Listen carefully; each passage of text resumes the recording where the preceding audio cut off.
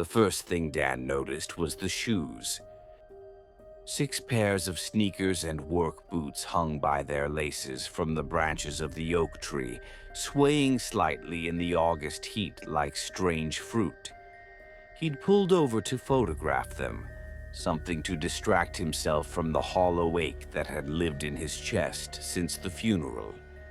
3 months since Jake's crash on this very highway. A rusted sign leaned against the trunk, letters faded.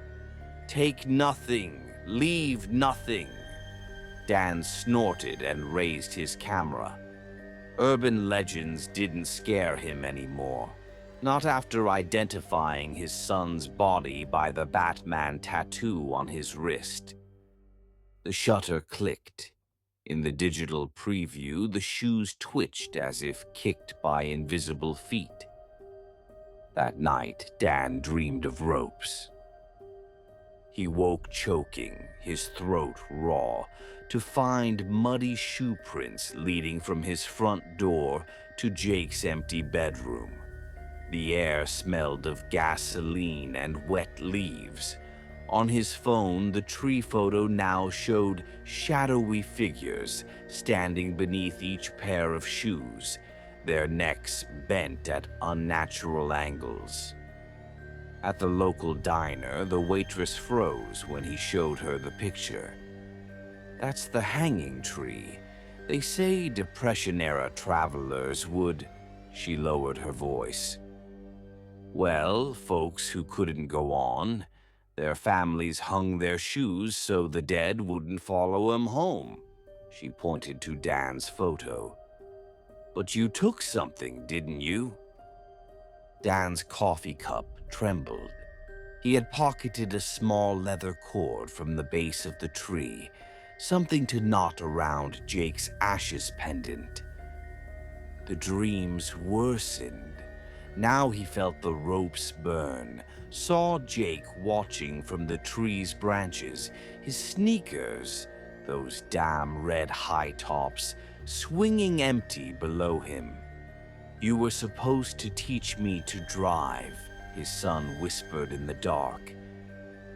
Dan returned to the tree at midnight, the leather cord burning in his pocket. The shoes spun wildly, though there was no wind. Something crunched under his foot, a shattered phone with Jake's cracked lock screen photo, their fishing trip last summer, still visible. "They don't hang themselves," a voice wheezed from above. An old man in 1930s overalls dangled from the highest branch, his swollen tongue protruding. "The tree chooses, lets you see what you lost, so you'll join it." Dan looked down.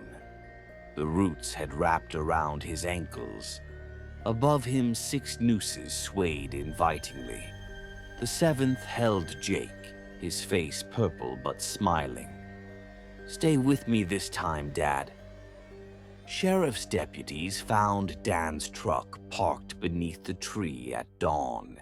His phone lay on the seat, open to a final photo. 7 pairs of shoes now hung from the branches. The red high tops were freshly scuffed. "Some griefs are too heavy to carry. The hungry ones know." If this story made you glance twice at the next lonely tree, like, comment, share, and subscribe for more folk horror tales ripped from real legends.